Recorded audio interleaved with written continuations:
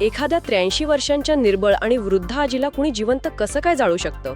पैशांचा मोह माणसाला इतका अंध करतो की तो रक्ताच्या नात्यालाही विसरतो.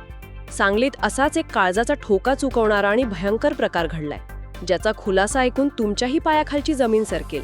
मित्रांनो, नात्याला काळीमा फासणारी ही अत्यंत धक्कादायक बातमी पाहण्यापूर्वी अशाच सत्य आणि थरारक घडामोडी सर्वात आधी पाहण्यासाठी आपल्या चॅनलला खाली दिलेल्या बटनावर क्लिक करून लगेच सबस्क्राईब करा. मित्रांनो, सांगली जिल्ह्यातील शेटफळे गावात 83 वर्ष मालन मारुती जाधव या आजींची हत्या करण्यात आली. हत्या तरी कशी, तर त्यांना चक्क जिवंत पेटवून देण्यात आलं आणि त्यांच्या अंगावरील सर्व दागिने लुटण्यात आले. या घटनेचा कोणताही सीसीटीव्ही किंवा पुरावा नसल्यामुळे पोलिसांसमोर या खुन्याला शोधण्याचं मोठं आव्हान होतं.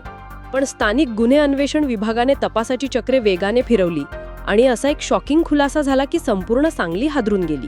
आजींना जाळणारा बाहेरचा कुणीही चोर नव्हता, तर तो चक्क त्यांचा सख्खा नातजावाई होता. फक्त काही दागिन्यांसाठी राजेश दिलीप गायकवाड या 30 वर्षीय नातजावाईने एका निष्पाप आजीचा असा क्रूरपणे बळी घेतला. सध्या पोलिसांनी या नराधमाला जेरबंद केला आहे. पण पैशांसाठी नात्यांचा असा खून होताना पाहून तुम्हाला काय वाटतं? कमेंट करून नक्की सांगा आणि अशा गुन्हेगारांना फाशीची शिक्षा व्हावी यासाठी हा व्हिडिओ जास्तीत जास्त शेअर करा.